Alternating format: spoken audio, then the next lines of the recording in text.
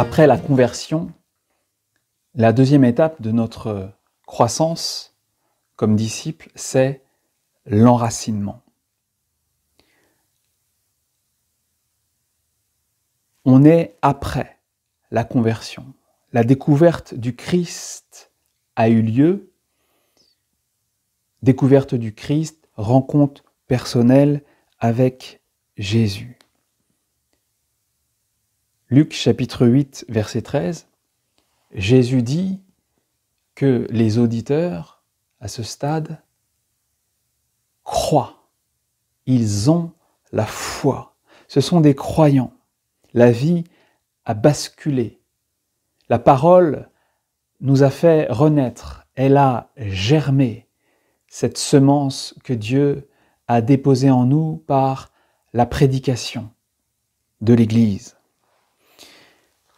Marc chapitre 4, verset 16. Jésus décrit la situation où se trouvent ces jeunes disciples.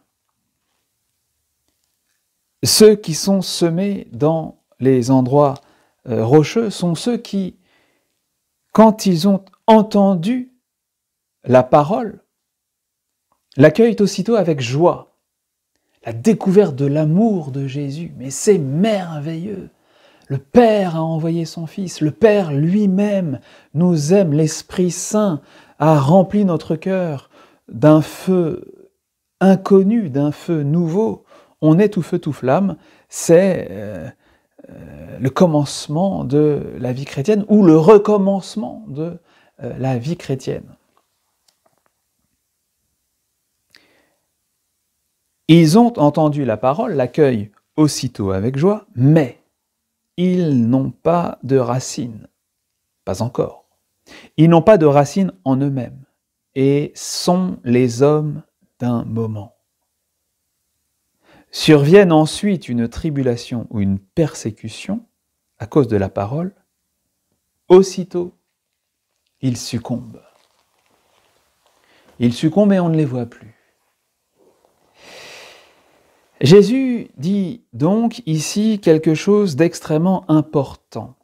Le fait d'être son disciple, le fait d'être croyant, le fait de connaître un peu son cœur, ne nous épargnera pas le poids du jour, les épreuves de la vie, ici figurées par le soleil brûlant qui consume la toute nouvelle pousse.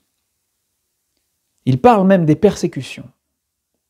Il y aura sans doute aussi les tentations qui n'en finissent pas.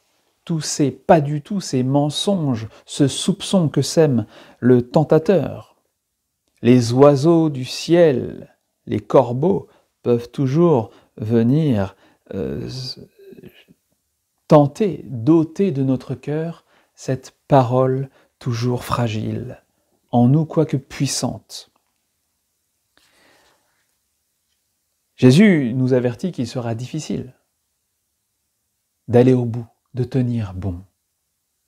Alors, qu'est-ce qui fait qu'aux heures sombres, on tient ou on succombe? Eh bien, Jésus le dit, tout dépend des racines. Pour ceux qui succombent, Jésus dit en effet, Marc chapitre 4, verset 17, « Ils n'ont pas de racines en eux-mêmes. » La chose est toute simple. Je renvoie à la parabole. Lorsque le grain tombe en terre, il va germer s'il ne se fait pas manger. Il va germer, et s'il y a peu de profondeur de terre parce que le sol est caillouteux, plutôt que de faire des racines et de s'ancrer dans le sol, de croître d'abord dans les profondeurs, la nouvelle plante va monter, tout en étant très fragile et, quoique n'ayant pas les moyens de se nourrir, de s'abreuver, faute de racines. Et alors, effectivement, lorsque le soleil va taper, eh bien, la plante filiforme et fragile, dépourvue des moyens de subvenir à ses besoins, va périr. Oui, une très grande partie de notre destinée dépend de nos racines. Les racines sont ce par quoi une plante va pouvoir aller puiser elle-même ce dont elle a besoin. Et si nous sommes ici dans cette école des disciples, c'est que nous en sommes au moins là. La conversion a eu lieu, la foi nous a fait basculer dans l'empire de Dieu, mais nous devons cultiver ces racines. Nous devons veiller absolument au développement de nos racines. Non pas nous préoccuper d'ores et déjà des fruits, mais d'abord les racines. D'abord les racines. D'abord cultiver, développer des habitudes de vie chrétienne, de vie spirituelle. Jésus dit que ceux qui font défection n'ont pas de racines en eux-mêmes. Il désigne donc quelque chose d'intérieur, quelque chose qui concerne la vie intérieure, la vie spirituelle, la spiritualité des disciples du Christ. Alors, qu'est-ce qui va permettre de développer cette vie spirituelle? Qu'est-ce qui va permettre aux racines de se fortifier, de s'allonger, de descendre dans les profondeurs de notre cœur, où nous pourrons puiser dans le cœur de Dieu la vie? La prière, la participation à la messe dominicale, principe et commandement même du Seigneur qui ne souffre aucune exception. La confession pour ceux qui sont baptisés, pour un recommençant donc, ou pour des disciples qui n'en finissent pas de croître. La lecture de la Bible, le jeûne, la privation de nourriture volontaire. Ceci est extrêmement important parce que le jeûne va nous aider à déraciner, pour le coup, les vices, les mauvaises habitudes, les mauvaises tendances. Parce que si nous sommes capables de lutter contre des pulsions vitales et légitimes, se nourrir, alors nous serons plus aptes à résister à des pulsions non vitales et illégitimes. Des désirs désordonnés, des mouvements intérieurs mauvais. Et puis l'amour fraternel. Je répète, la prière, la messe, la confession, la Bible, parole de Dieu, le jeûne et la pratique de l'amour fraternel. Nous verrons tout cela ultérieurement, mais notez d'ores et déjà que ces 6 choses favorisent le développement des racines. Il faut vivre cela. Le risque est majeur de ne pas tenir, faute de racines. Si vous voulez des racines, priez, allez à la messe, confessez-vous, lisez la Bible, jeûnez et aimez vos frères.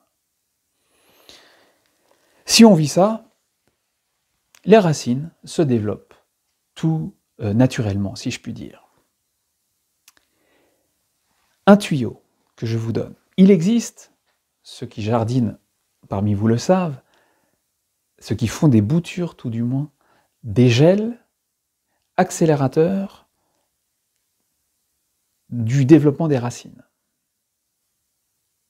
Vous trempez vos boutures dans le gel et ce gel va favoriser, accélérer le développement des racines.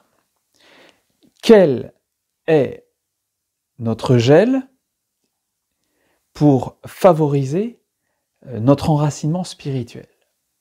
Ce gel, c'est l'Immaculée, la présence de la Vierge Marie dans nos vies. Approchez-vous de la Sainte Vierge comme vous êtes, là où vous en êtes, et soyez vigilants. Soyez vigilants. Que de frères, de sœurs, tout feu, tout flamme, et qui ont fait défection, pour ainsi dire du jour au lendemain, faute de racines, faute d'un ancrage suffisamment profond et solide en Jésus. Ils étaient trop attachés à une figure de leader, de prêtre, ils étaient surtout attachés à l'ambiance d'une communauté, d'une paroisse, d'un groupe, etc. Faute de racines, lorsque le soleil brûlant s'est levé, ils se sont desséchés. Quelle tristesse, quelle déception. La Vierge Marie vous protège, la Vierge Marie nous sauvegarde.